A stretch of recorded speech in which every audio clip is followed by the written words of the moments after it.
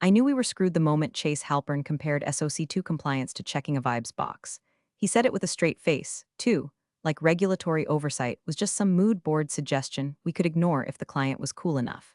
I was halfway through my second black coffee of the day, watching this walking LinkedIn post try to brainstorm synergies with a whiteboard marker that smelled like desperation and Axe body spray. He looked like a guy who microwaves salmon in the office kitchen and brags about intermittent fasting right after. My name's Brenda, and for the last 8 years, I've been the invisible firewall between Titanova systems and a dozen federal investigations. Compliance operations lead, which is a fancy way of saying I spend my days making sure people like Chase don't get us sued into oblivion. I don't wear a badge. I don't lead town halls. I don't pitch at investor summits, but I know where the documents are buried. I know who backdated the API logs in 2019, and I know how to make the audit alerts sing like church bells when someone does something stupid. Spoiler alert, someone always does something stupid. My job is part digital janitor, part babysitter, part-time bomb diffuser. You won't see me in the spotlight. That's by design. I learned early that the safest place in a company like Titanova is the shadows, right between legal and IT, where no one notices you unless something breaks.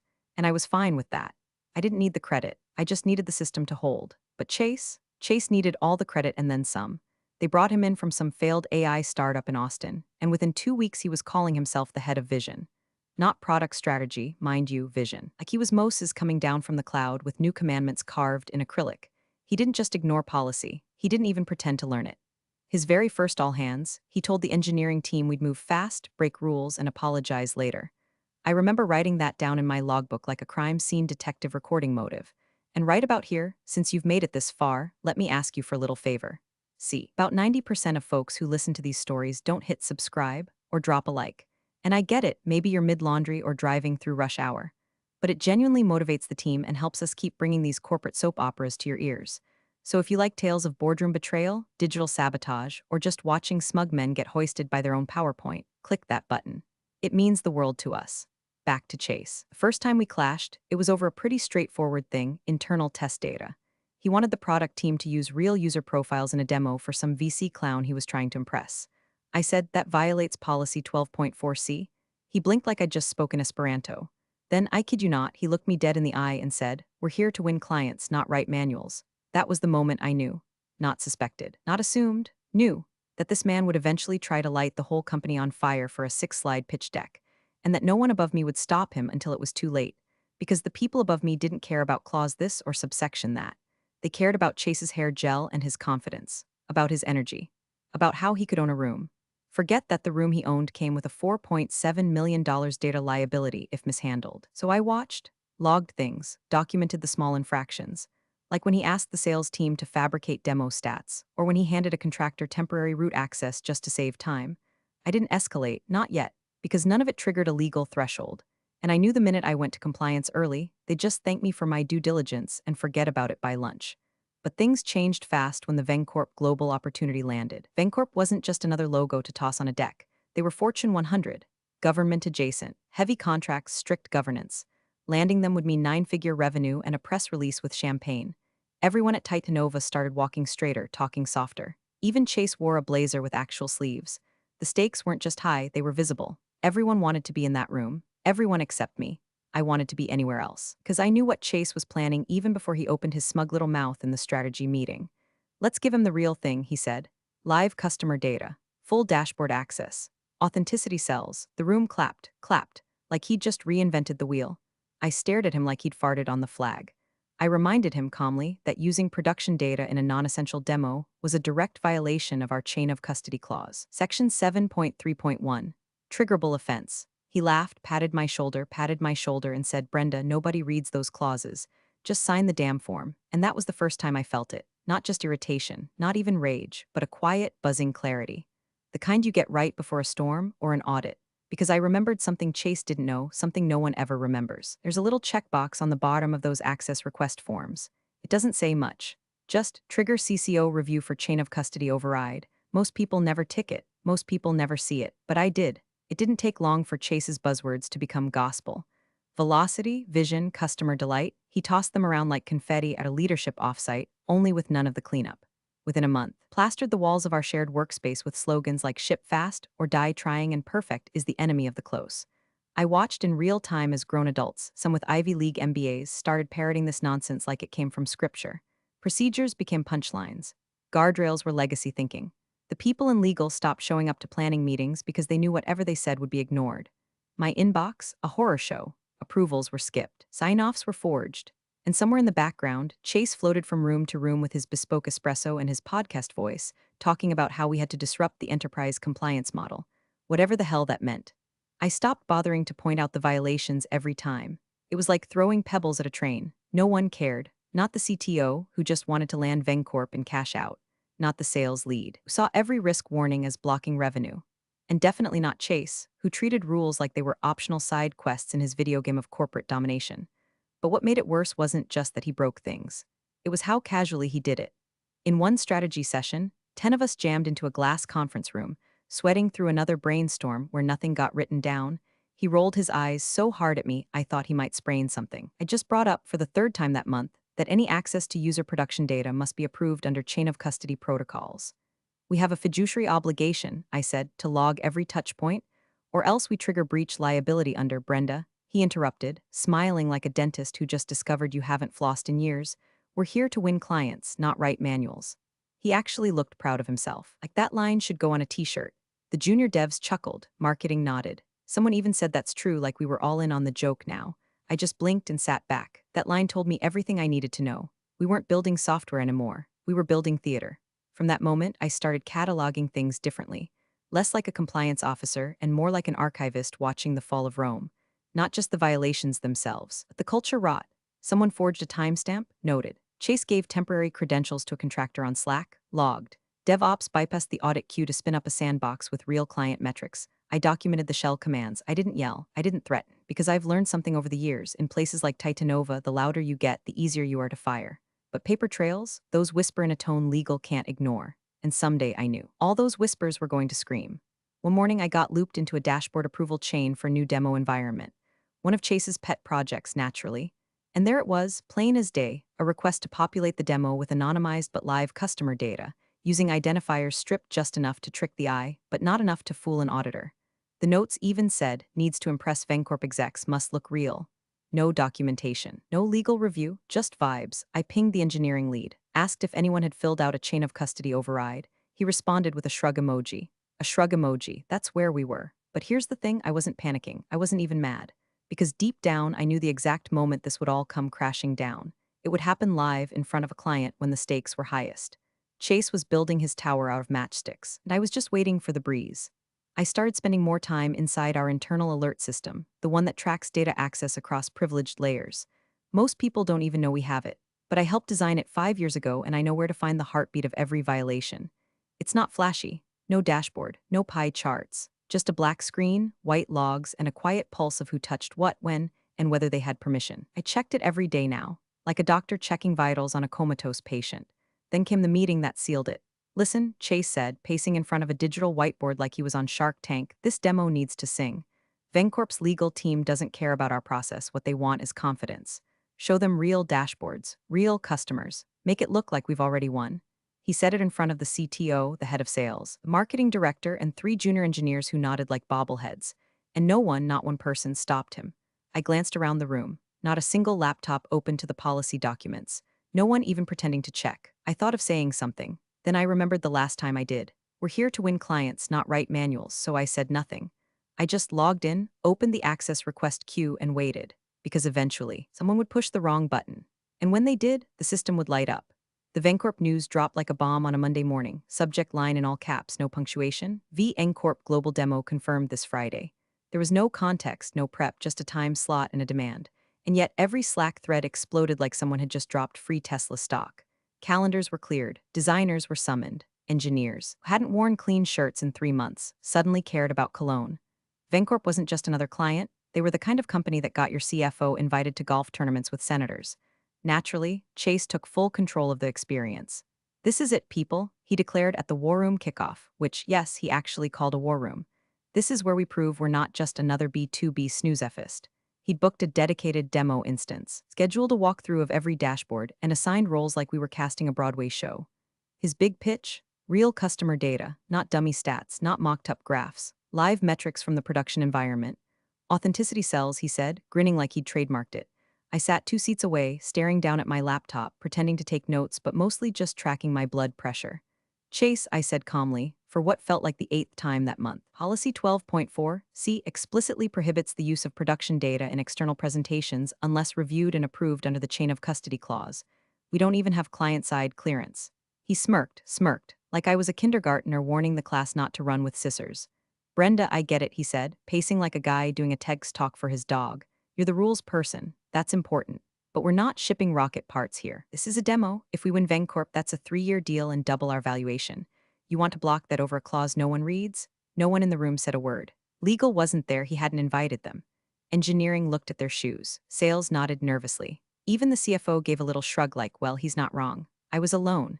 That's when he pulled out the form. It was a printed access request, one of our internal templates, already filled out. My name at the bottom with a sticky note, please sign ASAP, you're the compliance officer of record. I took it, read it line by line.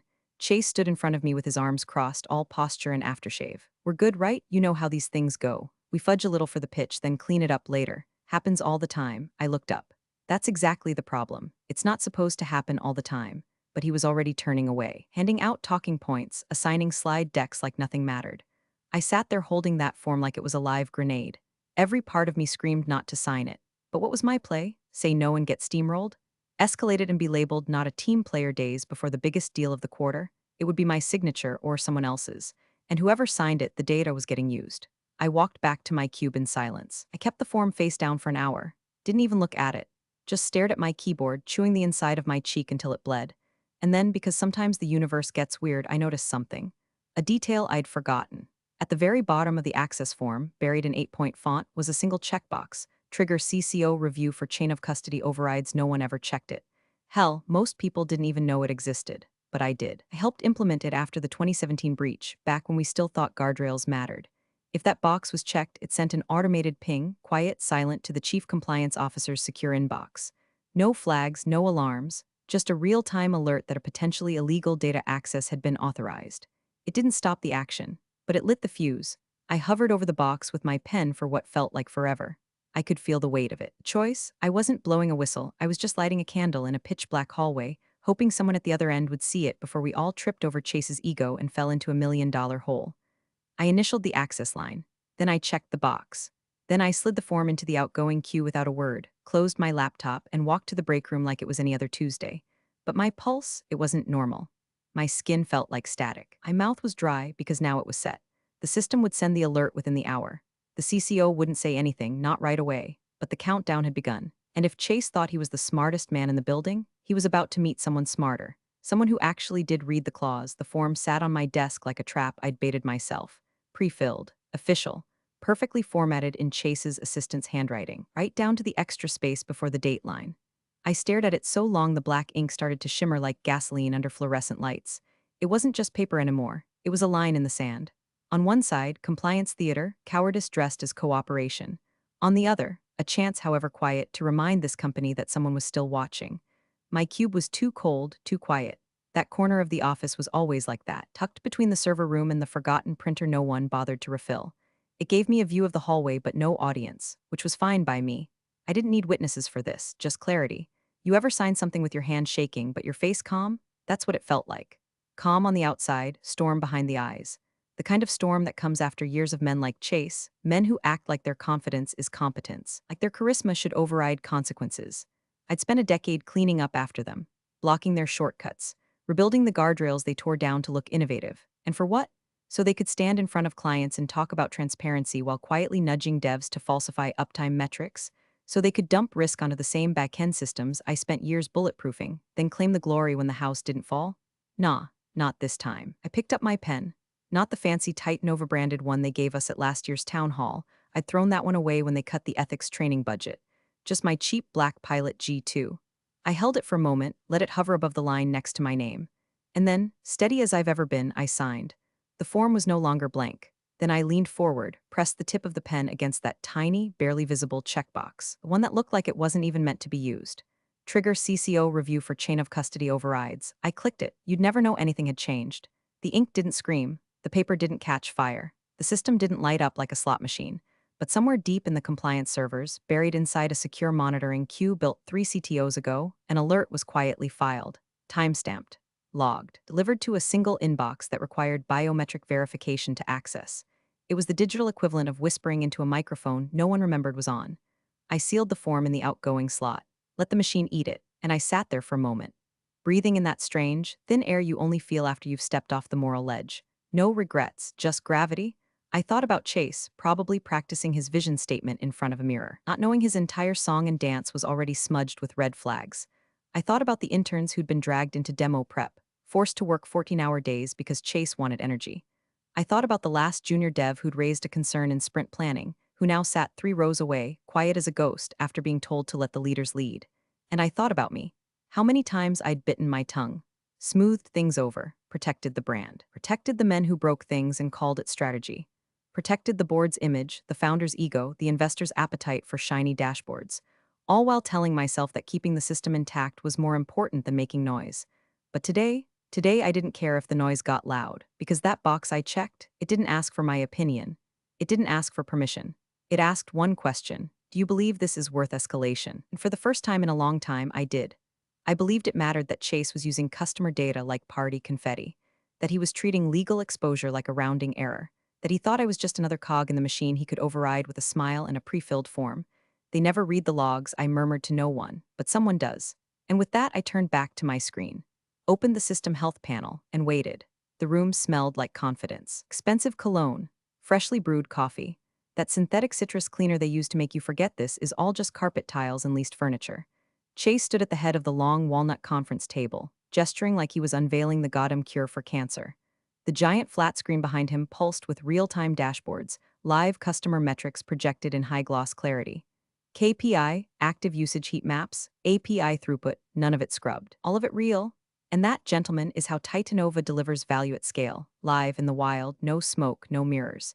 He smiled wide, teeth gleaming like he practiced his expressions in his rearview mirror every morning. The Vencorp execs nodded. One even chuckled. Sales hovered behind them like hawks in designer loafers, watching every reaction with bated breath. You could feel the numbers being calculated in their heads, commissions, bonuses, maybe even job titles. I stood by the back wall, half-shadowed by a fake fiddle leaf fig, the only woman in the room not pretending to be impressed. They told me I was welcome to observe, like I was some intern lucky enough to be near the action. Nobody asked me to speak.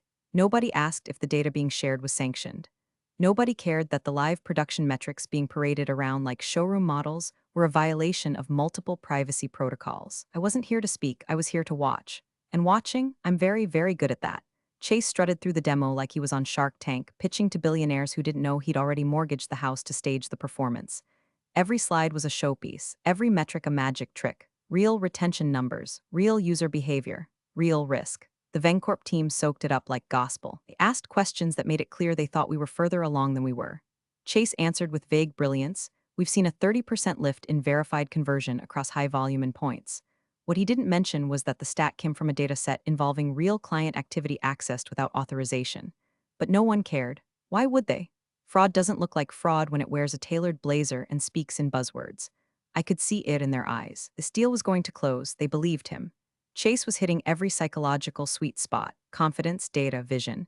Meanwhile, the quiet compliance lead in the back me might as well have been invisible. They thought I was here to take notes, document the greatness, be a fly on the wall. If they only knew what I'd already done. My eyes drifted to the digital clock mounted above the whiteboard. We were 37 minutes into the meeting, long enough for the alert system to process the form, long enough for the CCO's system queue to flag an active violation. Any minute now. I sipped from my thermos, careful not to smile. I thought about the lengths we'd gone to build protections, fail-safes that only mattered when someone cared to trigger them. Most people never noticed the fire extinguisher until the curtains were already ablaze. But I did, and now, standing quietly beneath the ambient hum of air conditioning and soft jazz hold music playing on someone's forgotten phone, I realized something else. This was the problem. This exact moment. A room full of men nodding at a fraud dressed up like innovation. Chase tossing around customer data like it was a prop in a marketing stunt. Clients dazzled by metrics they weren't supposed to see. Salespeople ready to pop champagne without once asking how the magic trick was pulled. Me silent again, always the silence. But not this time, not entirely. Because while I might have been invisible to the room, the system had seen me. The log had my initials. The alert had been sent. The countdown had started. I glanced once more at Chase, who was now walking through a future state roadmap he cooked up over a weekend in his apartment, probably while listening to a hustle podcast at 1.5x speed. And with Vencorp's partnership, he was saying we can scale this framework globally by Q4. He had no idea. He was selling a house whose foundation was already gone. I adjusted my posture, folded my arms, and waited for the door to open. My screen dimmed for a second, then blinked back to life. A soft flicker in the corner, barely noticeable unless you were looking for it. But I was looking. I'd been watching the logging console through a narrow gap between the projection screen and a fake monster plant some interior designer probably thought would make this glass fishbowl feel collaborative. And there it was. Alert received CCO review initiated form ID 4621CHK 1042, 16 a.m. right on schedule. I felt it before I thought it, one sharp thump in my chest, like my heart had jumped just to make sure I was paying attention. Then silence again, not fear, not guilt, just a stillness I hadn't known I'd missed. I leaned back just enough to steady my breath and took a slow sip of coffee from my thermos. It was lukewarm now, burnt, metallic, but I didn't care. I needed something to do with my hands, and pretending to drink helped me look like I belonged in the background. Invisible, harmless. Chase hadn't noticed a thing. He was still in full peacock mode, pacing back and forth in front of the Vencorp execs, showing off high-res graphs like they were his baby pictures. He was on the second-to-last slide now, something about real-time behavioral insights pulled from our top-tier users. I recognized the layout. I'd signed the approval for it yesterday, but not for this. Not with that data, not like this. If you listened closely, you could hear the C-level dream starting to materialize around him.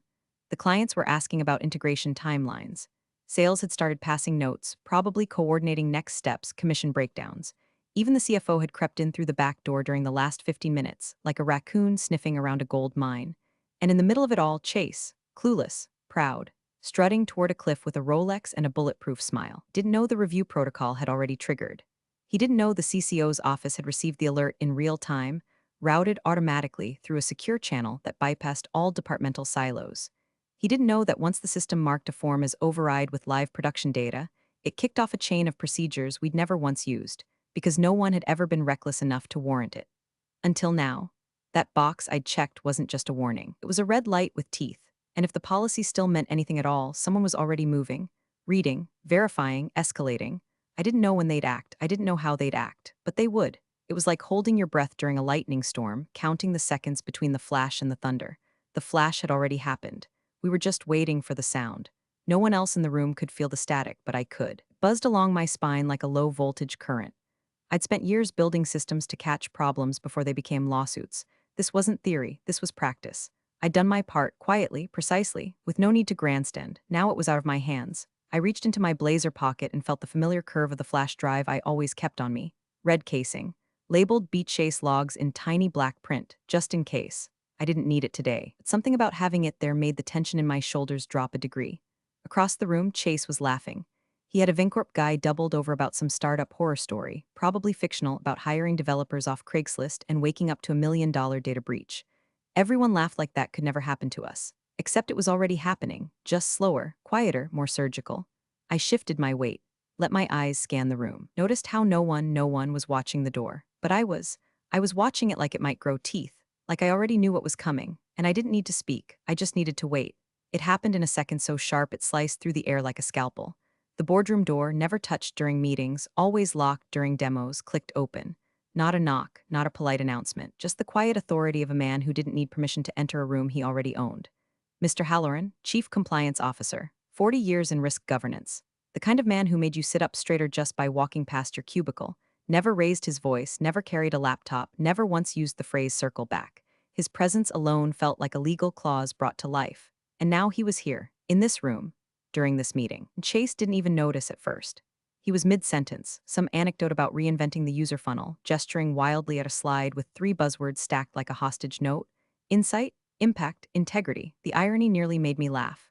Mr. Halloran walked in slow, deliberate steps, the way predators do when they've already caught the scent.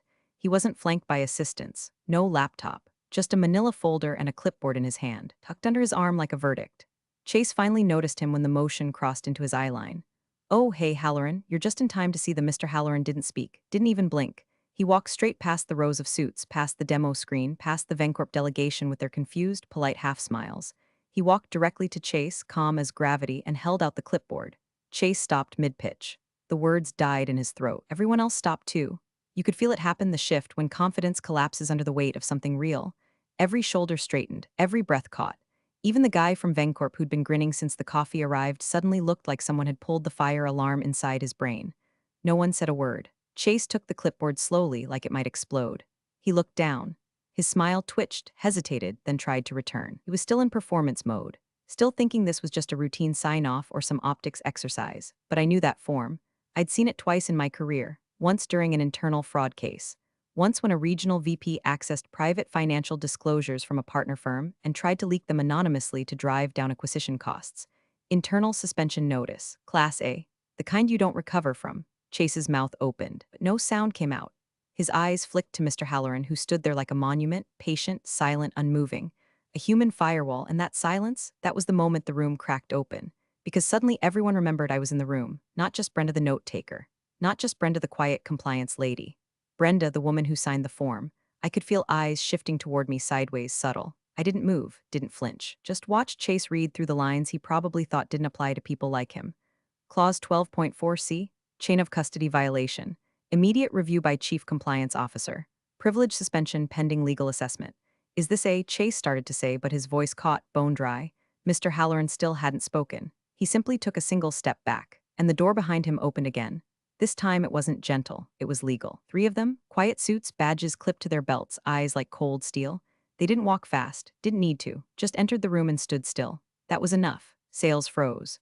The CFO took a half step toward the exit, then stopped like he'd remembered where he was.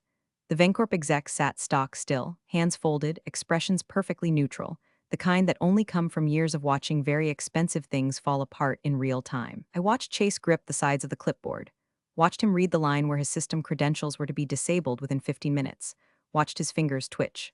Brenda, he said, barely above a whisper, did you? I didn't answer, didn't need to. I looked at Mr. Halloran instead. He gave the smallest nod, like a check mark drawn in the air. And I knew then the clause worked. The fuse I'd lit wasn't just symbolic, it burned. Sir, Mr. Halloran said at last, voice smooth as cold granite, your credentials are revoked. Access terminated pending legal review. 7 words, no drama, no volume, just finality wrapped in policy and delivered like a scalpel sliding between ribs. Chase blinked like he hadn't heard right, then blinked again, slower. His brain was stuttering. You could see the performance machinery jam. The practiced grin faltered. His brows twitched, mouth open, waiting for a line that never came. He let out a breathy half-laugh, trying to recover, to play it off like a joke had just landed poorly. Okay, well, I'm sure we can clear this up, he said, the words falling out like pennies from a broken vending machine. Must be some kind of what, automated thing? I mean, I'm literally in the middle of the, he gestured at the big screen, like the dashboards could somehow vouch for his character. But no one responded. The Vencorp execs had gone silent, their expressions frozen at neutral professional, that corporate reflex when a deal implodes mid-sentence and nobody wants their reaction documented in the minutes. One of them reached for his pen. Another checked his watch. Their body language was louder than any speech. This is no longer our meeting. Excuse us, said the lead Vencorp rep, voice soft but firm. We'll give you a moment. They stood up in near unison, gathering notepads, tablets, dignity. Not in anger, in withdrawal. Like they'd just realized they'd stepped in something they couldn't afford to get on their shoes. Chase moved to speak, to intercept, maybe to beg, but Mr. Halloran simply extended one hand, palm out like a crossing guard. Not aggressive, just final. The clients left without looking back. And Chase, he was still standing there with the clipboard in his hands like a kid holding a failed science fair project. His voice dropped, low and hoarse. Pitch just for me.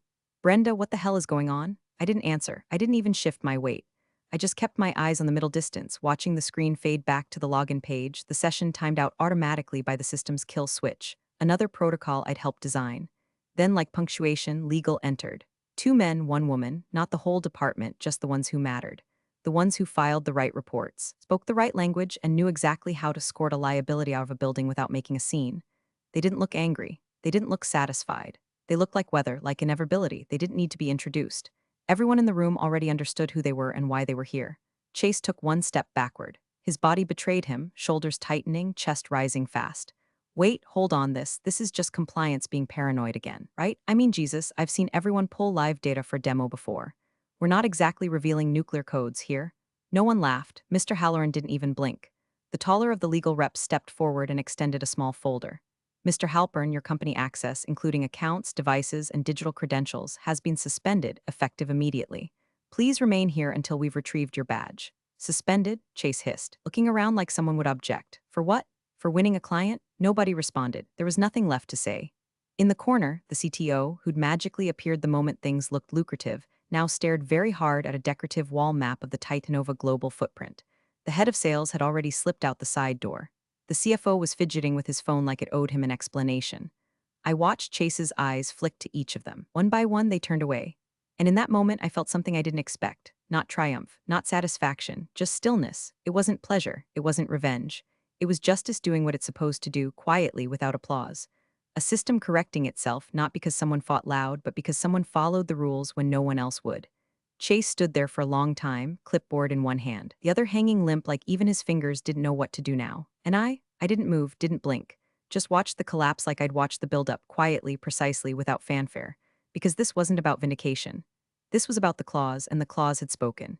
They took him out the back hallway. No cuffs, no yelling, just two legal reps and Mr. Halloran, flanking him like shadows. As Chase walked stiffly down the corridor with his badge clipped to the inside of a manila folder, and his face locked in the expression of a man trying to remember the last moment he was sure everything was fine.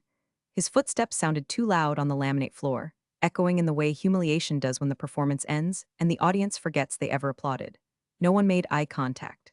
People peeled off to their monitors, pretended to be deep in emails. Sales vanished. Engineering became suddenly fascinated with JIRA tickets they'd ignored all week. Even the office manager didn't look up when they passed her desk. I watched them go from the break room window, sipping what remained of my third coffee, room temp now, almost sweet from the artificial creamer. By the time I got back to my desk, the system had already logged Chase's status as inactive legal hold. His Slack presence was gone. Email suspended. Internal wiki access revoked. Just like that, the digital residue of him began to vanish, line by line. And then came the memo. It arrived like clockwork, subject line, company-wide reminder. Compliance is everyone's responsibility.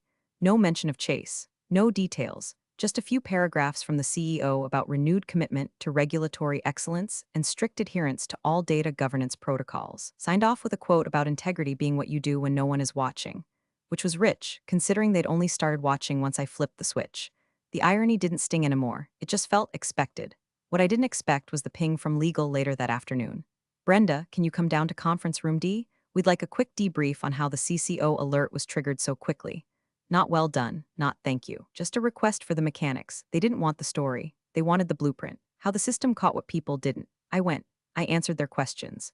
Explained the trigger logic, the flagging automation, the silent escalation flow I'd helped install back in the early days when the founders still believed in risk management. Halloran sat across from me, silent, nodding occasionally, but mostly just watching. Like he was recalibrating a model in his head. Not about me, about the company, about what happens when the quiet ones stop being quiet. I didn't stay long, didn't need to. The pieces were already in motion now. Policy updates, training refreshers, a new pre-demo checklist that included mandatory legal sign-off. None of it because they suddenly cared, but because Chase had reminded them what not caring cost. By 6:15 p.m., the office was nearly empty.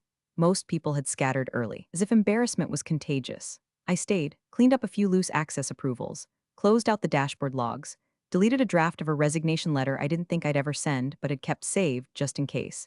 And then, on my way out, I passed his office. Chase's glass-walled shrine to ego, once stuffed with framed motivational quotes and expensive gadgets, was half empty now.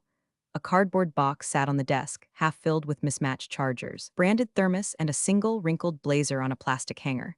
His nameplate had already been removed. The screen behind the desk glowed with the company login prompt, like it was already inviting someone else to sit there and pretend to be in charge. I paused at the doorway, took one long look, and then, just for a second, I smiled. Not because I hated him, not because I wanted payback, but because someone finally read the clause. Big thanks for watching, you sneaky seniors.